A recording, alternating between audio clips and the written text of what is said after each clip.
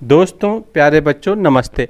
आज हम कक्षा 9 के एनसीईआरटी के विज्ञान की किताब से परमाणु के संरचना अध्याय के अंतर्गत अभ्यास प्रश्न 12 करेंगे। सबसे पहले हम प्रश्न को पढ़ेंगे, उसके बाद प्रश्न को समझेंगे, उसके बाद हल करेंगे। तो प्रश्न हमारा क्या कह रहा है, यदि तत्व का Z बराबर 3 हो तो तत्व की संयुक्तता क्या होगी।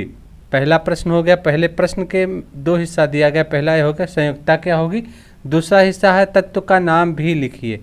तो प्रश्न दो हिस्से में है, पहला हिस्सा और ये दूसरा हिस्सा। तो सबसे पहले प्रश्न को हम समझेंगे। तो Z बराबर यहाँ 3 दिया गया। Z बराबर क्या दिया गया, 3। तो Z3 का मतलब क्या होता है, परमाणु संख्या। ये Z3 का मतलब परमाणु क्रमांक या परमाणु संख्या। Z का मतलब होता है परमाणु संख्या। ये हमको समझना है, याद रखना है। Z का मतलब होता है परमाणु संख्या बराबर 3। ये हम इसको Z भी लिख सकते हैं। Z बराबर परमाणु संख्या बराबर 3। ये प्रश्न दिया गया है। अब ये परमाणु संख्या 3 का मतलब है कि परमाणु क्रमांक। तो तत्व का हम क्या बनाए, ये Z कोई तत्व है जिसका परमाणु संख्या Z बराबर 3 है। एक तत्व है माना ये तत्व क्या है, X है। तो X का क्या बनाएंगे, ये X हमारा क्या है, तत्व है। इसकी संरचना बनाएंगे। संरचना बनाने के लिए ये हमारा नाभिक हो गया इस तत्व का। इसमें Z का मतलब प्रोटॉन होता है। Z का मतलब क्या होता है, प्रोटॉन। तो इसके नाभिक में कितने प्रोटॉन है, 3 प्रोटॉन है। और जो है न्यूट्रॉन प्रश्न में दिया ही नहीं गया है, तो न्यूट्रॉन की ज़रूरत भी नहीं है। तो जितने प्रोटॉन होते हैं उतने इलेक्ट्रॉन होते हैं। इसके बाहरी कक्षा में कितने इलेक्ट्रॉन होंगे, तो P बराबर जितना होता है उतना E भी होता है। P बराबर E के होता है, A भी 3 होगा। तो किसी भी पहली कक्षा में कितने इलेक्ट्रॉन होते हैं, 2 ही इलेक्ट्रॉन होते हैं। पहली कक्षा में क्या और दूसरी कक्षा में क्या हो गए, 1। ये 2n² के हिसाब से बोरबरी ने बताया था। बोरबरी का नियम है, ये पहली कक्षा के लिए n बराबर 1 रखेंगे तो 2 आएगा। n बराबर क्या रखेंगे, 2 रखेंगे।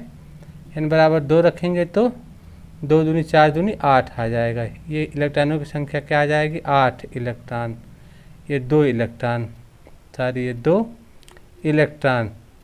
तो पहली कक्षा में 2 इलेक्ट्रॉन है, आखिरी कक्षा में क्या है, 8 इलेक्ट्रॉन।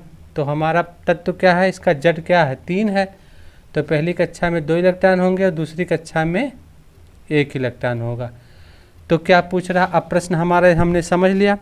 अब प्रश्न क्या पूछ रहा है, पहला हिस्सा पूछ रहा तत्व की संयुक्तता क्या होगी। तो तत्व की संयुक्तता इसकी क्या होगी, इसकी बाहरी कक्षा में 1 है। कोई भी तत्व होता है, X हमारा तत्व है। कोई भी तत्व क्या चाहता है, अस्थायी परमाणु की नाभिक। यानी हीलियम क्या है, हीलियम की संयुक्तता क्या है, हीलियम का अस्थायी कक्षा 2 है। उसके बाद सभी परमाणु के बाहरी कक्षा में 8 इलेक्ट्रॉन चाहता है। हीलियम, आर्गन, नियान,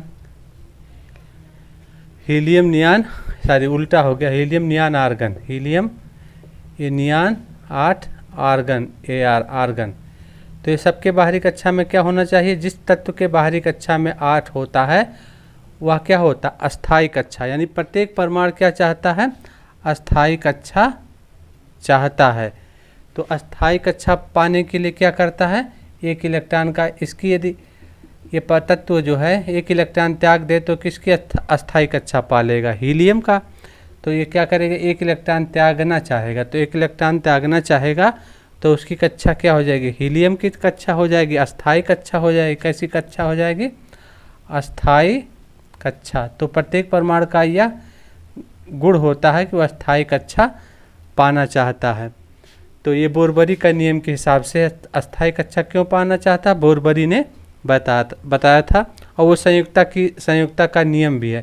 तो 1 इलेक्ट्रॉन क्या करना चाहता है, त्यागना चाहता है। ये त्यागना चाहता है। तो एक कितना इलेक्ट्रॉन, 1 इलेक्ट्रॉन। तो इसकी संयुक्तता क्या हो जाएगी, जो तत्व 1 इलेक्ट्रॉन त्यागता है उसकी संयुक्तता होगी प्लस संयुक्तता, 1 प्लस। तो यहाँ संयुक्तता कितनी हो जाएगी इस तत्व की, +1। इसकी संयुक्तता क्या होगी, +1।